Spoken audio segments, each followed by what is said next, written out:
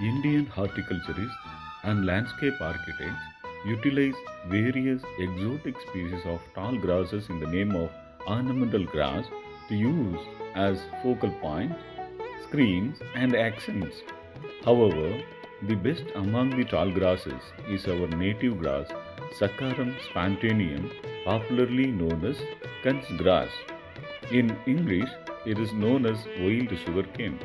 Kunz grass is a tough and tolerate any kind of weather and reaches up to 12 feet tall. It flowers almost throughout the year, keeping its good look year around. Large grouping of this tall grass can be a perfect solution for blocking an unpleasant view. The long inflorescences, whether in flowering or in fruiting, shine like silver and hence form a silver cascade on the landscape. This can be used along water bodies or either side of walkways or as a huge clump on the lawns. This can be planted to prevent soil erosion. In South India, it is considered very sacred. Leaves are used for thatching and making brooms.